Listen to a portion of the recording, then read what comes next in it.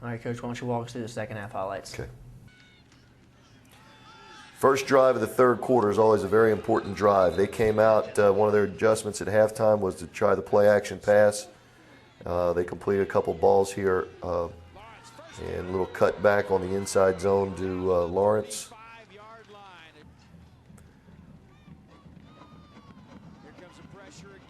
Big sack here by George Leverett. They had a little drive going there, gets them out of field position, so they had to punt. And again, Mike Neville on the option game pitches the ball to Mario Gilbert for a nice gain.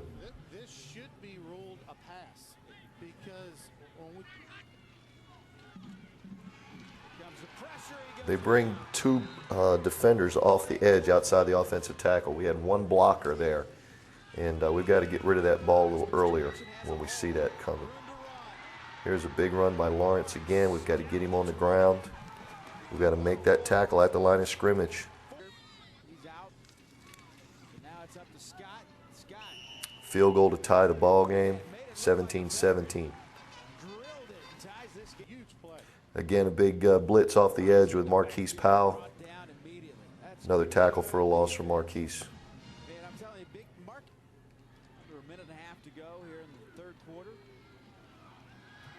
Play action pass. We get pressure on the quarterback. We get a sack. Caleb St. Louis trying to get him out of field goal range. And then on 3rd and long here, they ran a little draw play and got back into field goal range again right here before the beginning of the 4th quarter.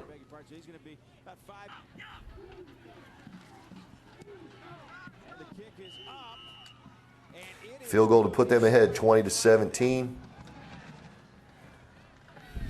And this was a big play in the game where Byron Ross goes down on one knee to catch the kickoff, which puts our offense in really bad field position to start off at the 5. Little shovel pass off the option to Jay. Tommy Connors with a big play there.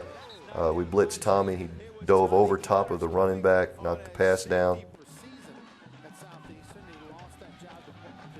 And here's a long touchdown pass to Byron Ross. It was a great read by Brian Babin to read the free safety.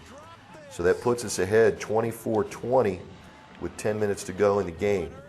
We've got to hold the lead. We've got to play well on defense. And we come out. We make a bad slant by one of our defensive ends. Goes the wrong direction, and it opened up a huge gap there. Here's a big play by George Leverett and Tony Richardson. Tackle for a loss. We've got to keep them backed up. And then they went into a bunch formation and ran a toss sweep to the bunch. It was a true freshman running back, number 47. Goes in for the touchdown, which was really demoralizing after we had gone ahead. Now we get the ball back again. We try a little inside trap. Have a busted assignment by an offensive lineman who was subbing for one of the starters who was out with an injury. Here, if we make this block on their free safety, we score on that screen. We have 2 people miss the block on their free safety. There's no one outside the hash mark but that one safety. And we're on the 20-yard line here. We're in field goal range to tie the game with 6 minutes to go. We get a tackle for a loss on an option play.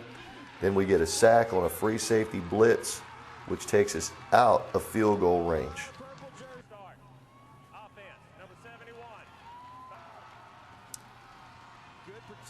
And then Brian Babin makes a nice run, gets back into field goal range again, but the play is called back because of a holding penalty.